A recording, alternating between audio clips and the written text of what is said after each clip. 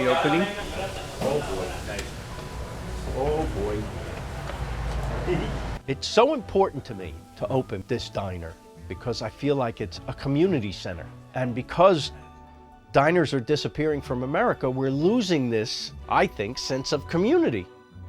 If you're a regular, you start recognizing the people. Oh, hi, how are you? Good, good. And you start talking. That's nice. Thank you, guys. Thanks for waiting. What if we lose that? Well, maybe we lose our sense of community, and then maybe you lose your community, and then maybe you lose your country. So I'm going to fix everything with my diner.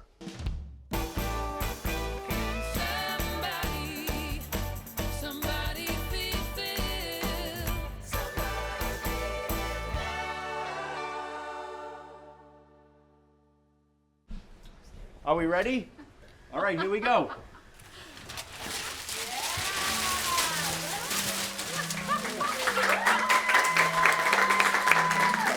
Have fun, everybody.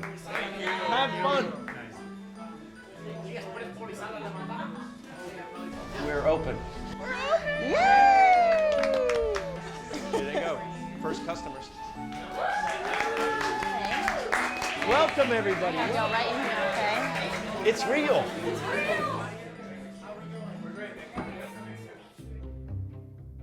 The story of the diner is the story of hustle. It all starts way back in the late 1800s in Providence, Rhode Island, with a guy named Walter Scott. Walter started selling sandwiches, coffee, and pie out of a covered horse-drawn express wagon. They called these early versions night lunch wagons, or night owls. But the diner as we know it, that long, narrow, unmistakable shape, that comes from the railroad. As the 19th century ended, a lot of old train dining cars were retired.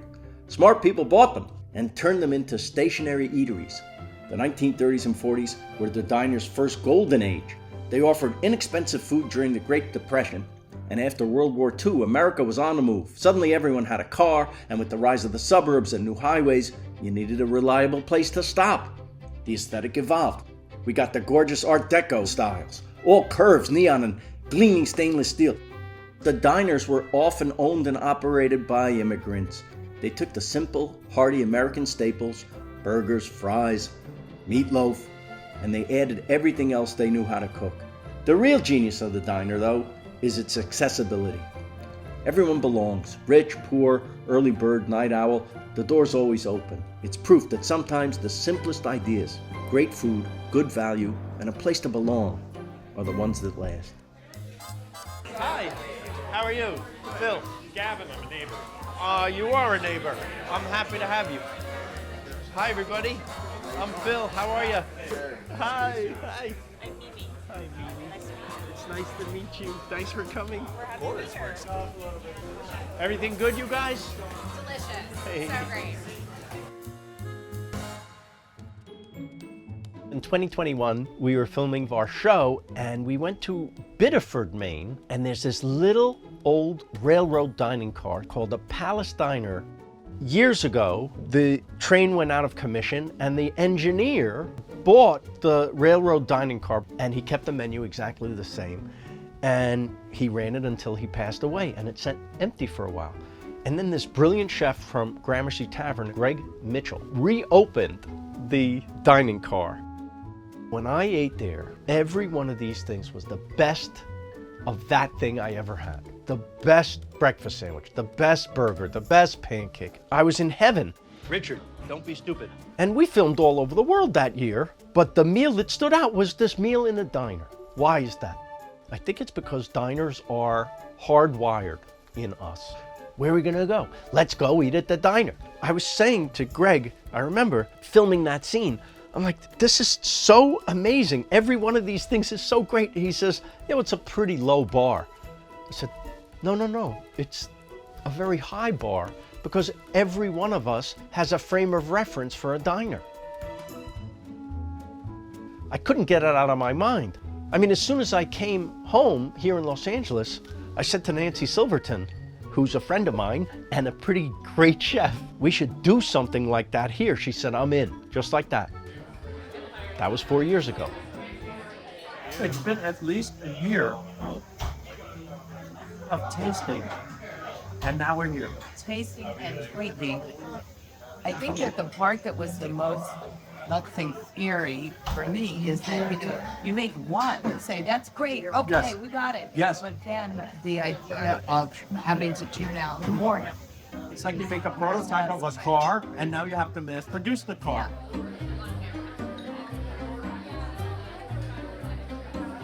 I remember a great day where we went looking for the best shake. First, we thought maybe soft serve makes the best shake.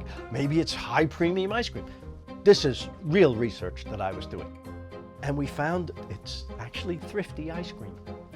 It makes the best shake. And then, of course, when you have Nancy involved, anything she focuses on becomes the best thing you ever had. So, like the cookies and cream shake is maybe the best Oreo anything I've ever had, including Oreos. I could do this, by the way, for almost every item on the menu. I could go, It's a bit much with me already. Maybe I'm biased because I love her so much and I love everything she does. So I start bringing the family. I bring Monica and Ben and Delaney and Lily and her boyfriend, Mason, who's a chef. And Nancy's right away impressed. She comes to me, she goes, how would you feel about Mason running the diner? I said, of course, I trust her with the food choices, right? So he's the head chef of the diner under her. Now he proposes to Lily too, a few months later, the day after Lily and Mason's wedding. We had the, farewell brunch with the guests of the wedding. And it was the first time we put out the food, just laid it out on the counter.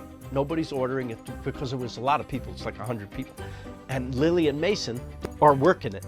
They're doing it. So there's this love story in the center of it. It's so beautiful. Oh, look at you. Oh, yay. Larchmont Slam. Omelet Florentine. Oh, look. Someone's coming in. Sparbola cream spinach, very savory. Loaded with bechamel, but not in like a gut bomb way. So these Wait, I are need this. Max's fluffy. eggs. That's right. Philip, I've never done this before, but I'll give you some of my He used to bacon. steal my bacon. Wow. Do you see? People can change. Only because No. I have a bigger piece of bacon. The only thing that I'm sad about is that Dad I know. isn't here to have his fluffy I eggs. know. He would be here if he lived in the neighborhood.